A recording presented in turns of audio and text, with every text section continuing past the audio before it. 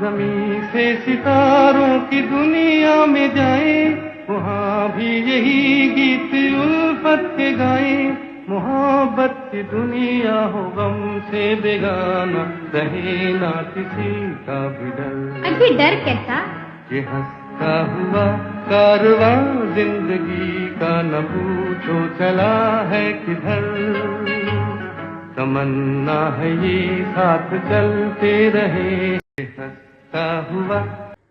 आता जो हा तुम्ही व्हिडिओ पाहिलात आणि त्यामध्ये जी व्यक्ती तुम्हाला दिसली त्यांच्याबद्दल मी काहीतरी तुम्हाला सांगावं किंवा इंट्रोडक्शन द्यावं ह्याची गरज मला तरी वाटत नाही.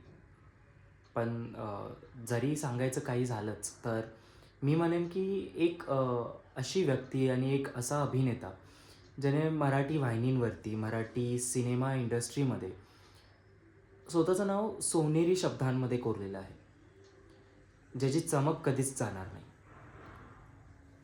आणि तिथेच न थांबता तर त्यांनी प्रत्येक मराठी कुटुंबावरती आणि कुटुंबातल्या प्रत्येक सदस्यांच्या मनावरती स्वतःची छाप अशी उमटवली आहे की बहुतेक प्रत्येक महाराष्ट्रीयन त्यांचं देह सोडतील पण तरीही त्यांचं नाव विसरणार नाही.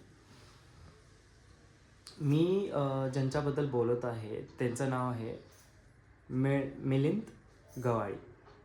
मी बोलताना इतका अडकतोय कारण कालच मला त्यांच्यासोबत इतका सुंदर मुमेंट स्पेंड करता आला. मला एक इतका छान one of a kind life time experience भेटला, ज्याबद्दल मी सांगताना इतका भावुक होतोय की मला बोलण्यासाठी शब्द शोधावे लागतात, विचार करावे लागतात. नॉर्मली तुम्हाला माहितीच आहे की मी कॅमेरा ऑन केला की मी काहीही बडबड करतो, पण आज मात्र शब्द विचार करण्यात आणि जी एक्साइटमेंट आणि बाकीच्या फीलिंग्स माझ्या मनामध्ये घर करून बसलेल्या आहेत त्यांच्या कमोशनमध्ये मला समजत नाही की मी काय बोलतो आहे.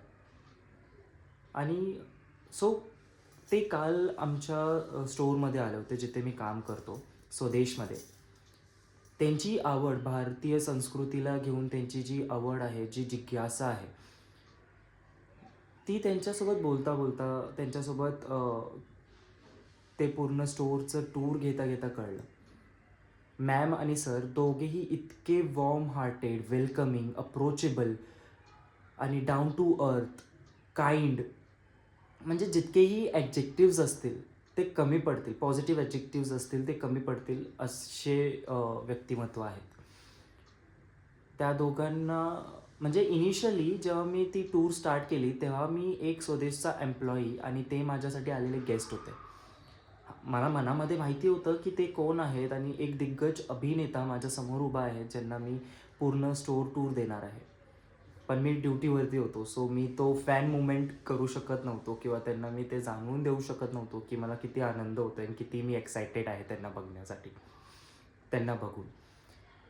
सो इनिशियली तो एक आतमध्ये एक फॅन बॉय बाहेर यायचं बघत होता आणि वरती एक प्रोफेशनल त्या फॅन बॉयला दाबत होता.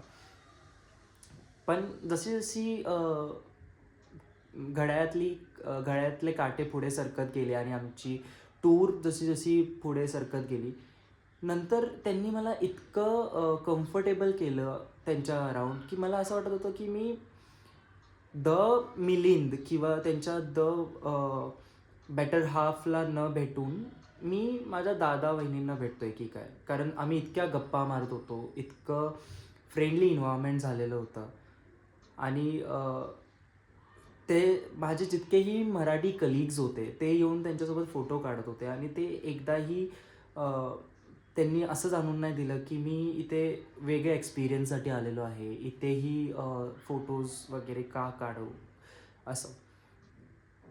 त्यांनी सगळ्यांना इतक्या उघड्या हातांनी, ओपन हँड्सने वेलकम केलं आणि सगळ्यांच्या इच्छा अशा पुऱ्या केल्या की जणू अलादीनचा चिरागच.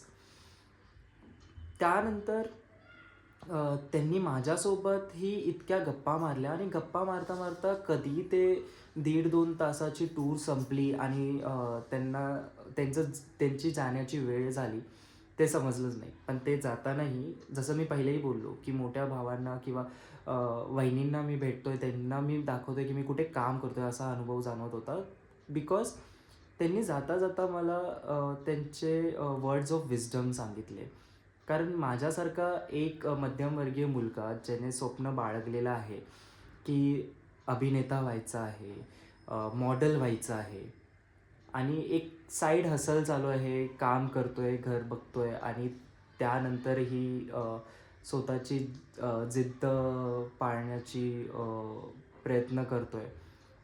तर आधीच माझ्यासाठी गिवअप करणं हे कठीण तर होतंच. पण आता मिलिंद सरांच्या त्या कालच्या शब्दांनंतर तर ती चॉईसही उरलेली नाही आहे. सो मिलिंद सर, तुम्ही जर हा व्हिडिओ पाहत असाल तर मी अजून काही बोलू शकेन की नाही, माझं शब्दकोश अपूर्ण आहे किंवा मला शब्दकोशातले पानं उलटवता येत नाही आहेत, कारण तुम्ही पाहू शकता मी किती अडकतोय. पण हो, तुमच्या कालच्या शब्दांनी मला अजून जिद्दी केलेलं आहे. माझ्यामध्ये अजून ती व्हील ऑफ फायर भरलेली आहे आणि आय वूड से की माहिती नाही कधी, पण मी म्हातारा व्हायच्या आधी नक्कीच I would love to share it stage with you, तुमच्याच दिलेल्या मार्गदर्शना थ्रू. आणि मी हे बोललो आहे की मी म्हातारा होईपर्यंत, कारण तुम्ही दिवस तर तरुण होत चाललात.